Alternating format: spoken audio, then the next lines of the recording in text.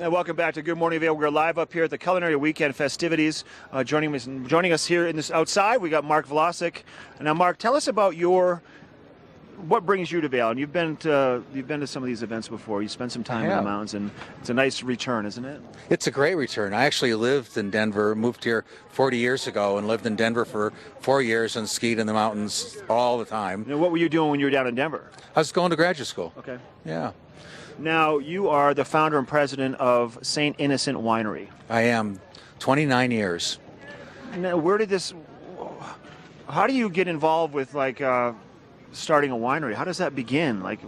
Was there something existing, or you took it from the ground up? I literally took it from the ground up. In 1983, I read an article in Bon Appetit.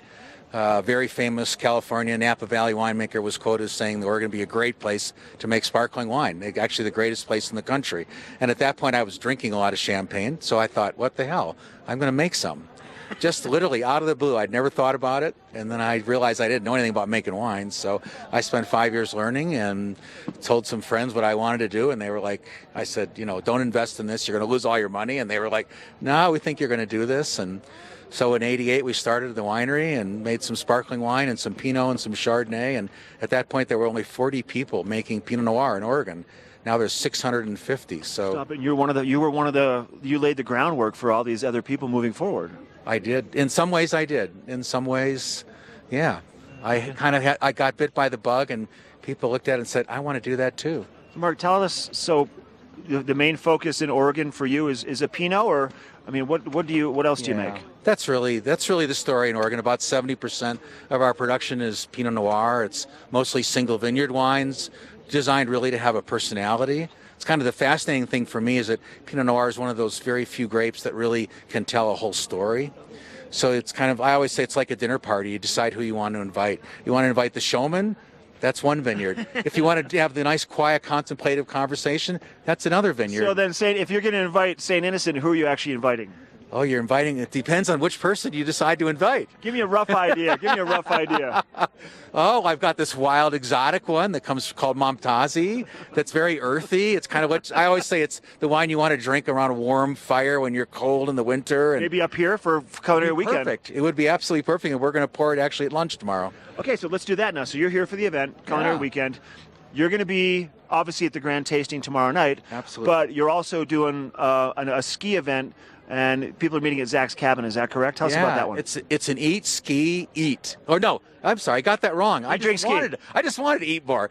But it's a ski, eat, ski. And the group of people is going to meet up. They're going to have some lessons in the morning. Then they're going to ski over to Zach's, and we're going to do a winemaker lunch with a guest chef from Australia. Be very fun. And then we're all going to go skiing again. And they're going to see me in not in these nice clothes, but in my ski stuff. You bring your ski stuff? I brought all my ski stuff. I was here for a week now skiing, so. Seriously, you've been here for a while. Yeah, I came up to Steamboat with my daughter a week ago, and then I went over to Winter Park, which is where in Mary Jane, where I skied, 35 years. And when was the last time you were there? Like 35 years ago? No, it was just 2 years ago. Okay. Yeah, and then last year I was here, but I didn't make it over there last year. So that must have been fun then, returning kind of to your old stomping grounds and say, I remember this trail. It hasn't changed a lot. No, I've changed a little bit though.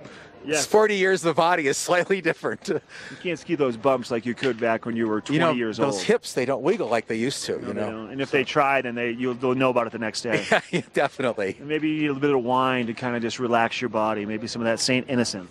Some of that St. Innocent would be a very good choice. That's wonderful. So once again, you've been to Culinary before. You were here last year? Yes, last year.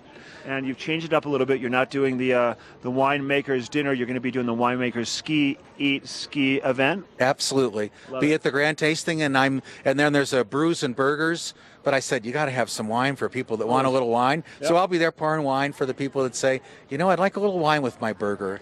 And I got some good burger wine. Good burger wine. Mark, thank you. Thank you so much. Nice to talk with you. Enjoy your time here. Once again, we are up here in Beaver Creek for Culinary Weekend. We have a giveaway coming up next, so we have a watch and win. Stay tuned.